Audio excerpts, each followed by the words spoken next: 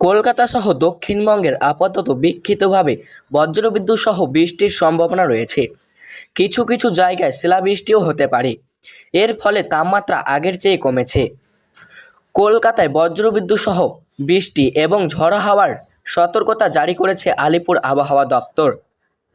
গরমের দাবদাহের মাঝে স্বস্তির পূর্বাভাস দিয়েছে আলিপুর আবহাওয়া দপ্তর।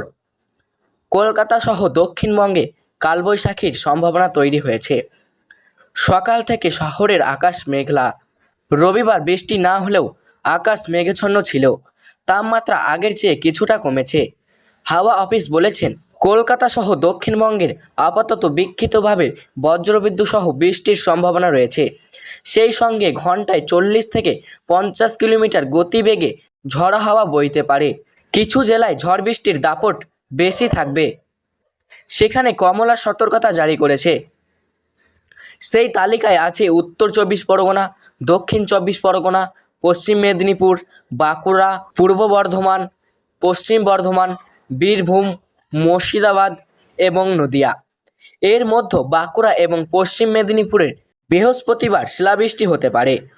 উত্তরবঙ্গে ভারী বৃষ্টির বর্ষণের সতর্কতা জারি করা হয়েছে। শুক্রবার পর্যন্ত ভারী বৃষ্টি হবে দার্জিলিং, জলপাইগুড়ি, কালিম্পং, আলিপুরদুয়ারে। মঙ্গলবার পর্যন্ত কোচবিহারে ভারী বৃষ্টির সতর্কতা রয়েছে। বাকি সব জেলাতে বিক্ষিপ্তভাবে বজ্রবিদ্যুৎ সহ বৃষ্টি চলবে। সঙ্গে ঝড়ো হাওয়া বইতে পারে ঘন্টায় 40 থেকে 50 কিলোমিটার বেগে। আগামী 7 দিন উত্তরের এই দুর্যোগপূর্ণ আবহাওয়া থাকতে পারে। উত্তর ও দক্ষিণবঙ্গের ভারী বৃষ্টির কারণে আগামী 5 দিনে তাপমাত্রা কমতে পারে 3 থেকে 4 ডিগ্রি পর্যন্ত। সমুদ্রে মাঝে মধ্যে ঝড়ো হাওয়া বইছে। হাওয়ার বেগ ঘন্টায় 40 থেকে 50 কিলোমিটার। তবে দমকা হাওয়ার বেগ কখনো কখনো 60 কিলোমিটারও পৌঁছাচ্ছে।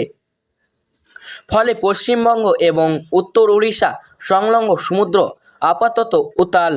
আগামী শুক্রবার পর্যন্ত মৎস্যজীবীদের সমুদ্রে যেতে নিষেধ করা হয়েছে।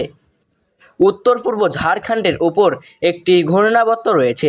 সমুদ্রতল থেকে তার উচ্চতা 0.9 কিলোমিটার।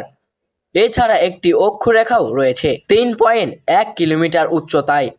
এর ফলে বঙ্গোপসাগর থেকে প্রচুর পরিমাণে জলীয় বাষ্প স্থলভাগে ঢুকতে শুরু করেছে।